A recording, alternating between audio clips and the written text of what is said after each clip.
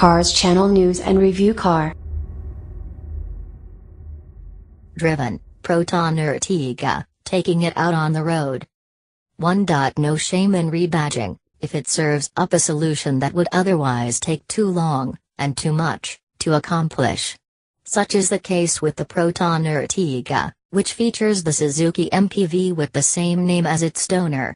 It's the first vehicle to come about from the collaboration with the Japanese manufacturer, carried over virtually wholesale for deployment in this market. As has been mentioned before, the idea behind the compact MPV's introduction is simple enough. While the automaker has the exotic, not everyone needs a big people mover, and cost is always a paramount consideration at this level. With most simply wanting as many seats for as little outlay as possible, a B-segment offering fits that brief in the most suitable fashion. 2. First, a quick revisit of the vehicle and its specifications. No revelations to be found in those lines, though the unfettered, generic shape should hold up well over the long run. Compared to the original, the front end of the Proton derivative features a wider grille with a chrome bar running across the width. The front bumper has also been redesigned and features larger fog lamp surrounds. The rear, meanwhile, gets a mix of elements from the facelifted and pre-facelift Suzuki model, and the Ertiga sits on 5 split-spoke 15-inch alloy wheels across the model range, dressed with 185/65 GT radial Champiro Eco tires. A point about the center caps, which wear the new Proton logo, fitment on the test mules didn't look very flush or uniform, so that's something to improve on. At 4,265 mm long, 1,695 mm wide and 1,685 mm tall, with a wheelbase of 2,740 mm, the Ertiga, which sits on a stretched Swift platform, is 327 mm shorter and 114 mm narrower than the exotic.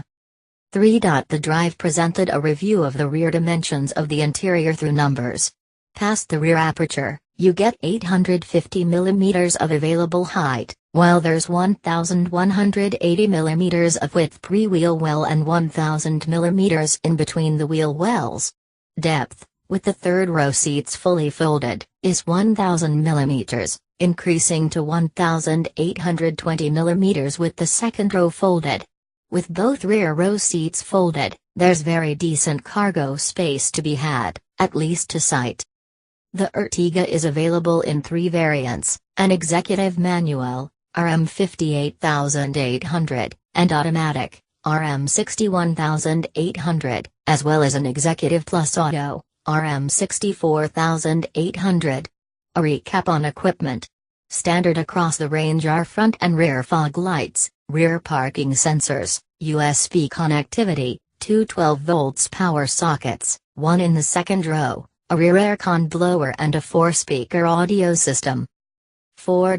Power comes courtesy of the Japanese automaker's K14B 1.4-liter naturally aspirated VVT petrol engine, familiar to all from the Swift hatchback. Here, it offers 92 PS at 6,000 revolutions per minute and 130 Nm at 4,000 revolutions per minute, paired with either a 5-speed manual or a 4-speed automatic transmission. The output figures aren't all that hot. For example, it has 14 horsepower and 6 Nm less than the Alsa, but it's still good enough to get the Ertiga from standstill to 100 km per hour in 11.8 seconds for the manual and 13.9 seconds for the auto. What it lacks in output, it makes up for in fuel economy. On paper, the Ertiga is able to accomplish 5.7 liters per 100 km, manual, and 6.0 liters per 100 km, automatic, on an European NEG cycle run, which makes it the automaker's first vehicle to obtain an Energy-Efficient Vehicle (EEV) certification. It's also the first compact MPV in Malaysia to gain the status. 5. As for FC numbers, based on the trip computer reading, colleague Duranishram and I managed to coax 21.7 km per liter from the MPV over the relatively short course. Unless you're going to drive feather-footed and not encounter much traffic conditions on a daily basis, which is highly improbable, this figure isn't anywhere close to being realistic.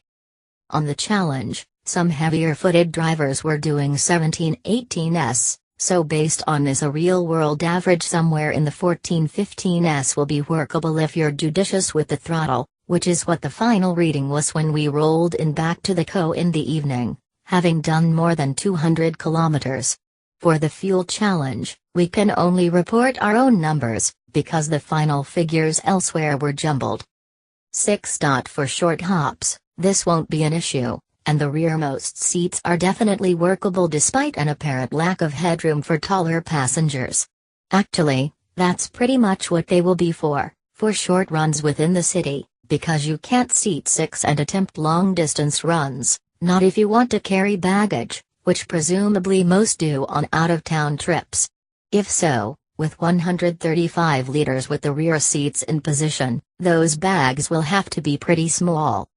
The Alza of course faces the same issue, and has even less space to boot, bad pun, with 83 liters, so one really can't complain about what's available on the Ertiga.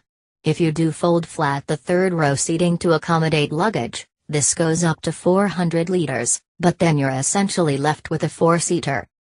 Now, the second row 60 hours 40 minutes split bench can actually seat 3, but with no lap belt in place, that means the middlemost passenger goes without safety.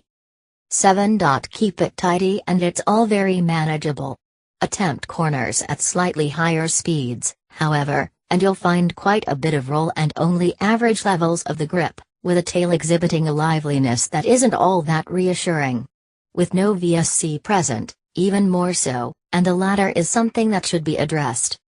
The same can also be said about ride aspects. In an urban context and corresponding speeds there's little to complain about, with secondary ride being quite clean.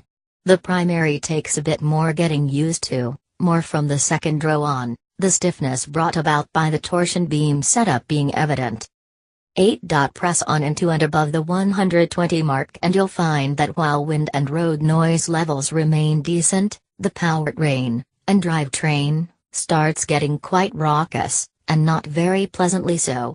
The mill loses serious puff too as the speed climbs, and though it's possible to get the Ertiga to 160 km per hour, questions remain as to how it will fare hauling more in the way of load, seeing as there were only 2 in our car.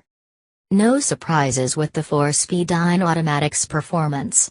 You can feel the transitions and the lack of gearing becomes apparent as you move higher up the speed scale, but it works well enough in moving the MPV about in slower-paced urban applications.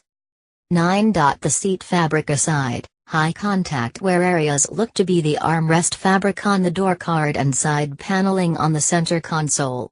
Actually, many areas of the plastic trim look like they will not be able to escape inevitable scuffing, and the slow grind of gunk, over time, so unless you're fastidious, keeping it all pristine will be a challenge. The level of wear will depend on how often you taxi people around in the Ertiga, but it's unavoidable. So, the follow-up report card on the Suzuki-derived Proton Ertiga returns a bit of a mixed bag of results. There's certainly quite a lot of promise, but there are also shortcomings. While a day's worth of driving doesn't really reflect how it will shape up for most buyers over the long haul, there are some pressing points that look like they will unquestionably rear up. 10. The Ertiga is in its element approached from an urban context, neat as a people mover for city use and if you're not in a hurry. Things are likely to become more challenging if you're expecting to hustle along with a full load on open roads, so expectations will have to be tempered on this front. Despite the shadow cast over it by the Alza, the Ertiga has a place in the world. It's versatile enough for what it is, certainly for the automaker in plugging the slot in a segment it previously had nothing in, but whether the lack of pull and refinement when pushed will be an issue down the line will depend on the expectations buyers have of it.